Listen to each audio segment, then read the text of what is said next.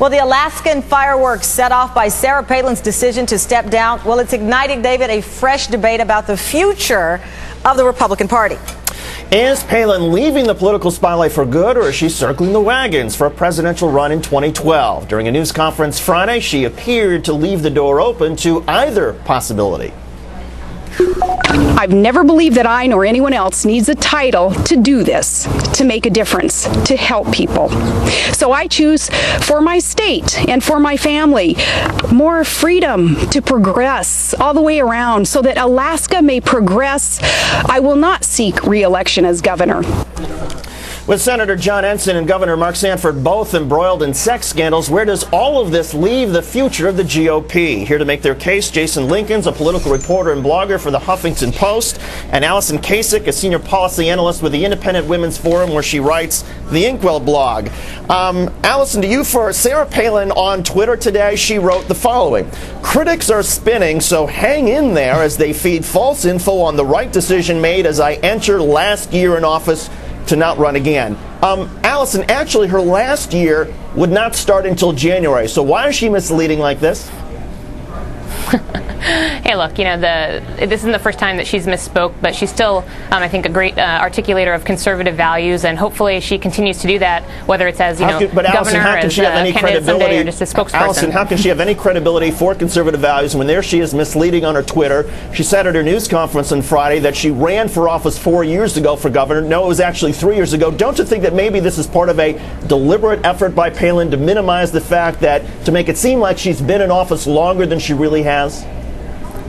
Now, I honestly think it's just an honest mistake. I mean, give the lady a break. It's got to be a hard decision for her to leave the governorship and hopefully make the best decision for her family. And she's getting attacked by the left and the right. It's certainly not easy. Allison, why does she deserve a break? Why does she deserve a break? She put herself in this position. I mean, what do you mean by give her a break?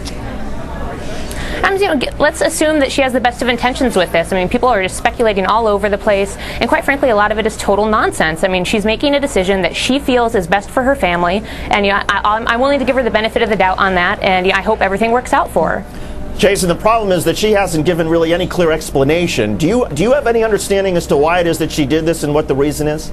I went back and I listened to the speech a couple times, and based on the whole paragraph about point guards, I think that she is gearing up to perhaps sign LeBron as a free agent in 2010. We'll see. It is a whole lot of nonsense, and I don't see how she moves into some sort of sphere of a GOP contender from here.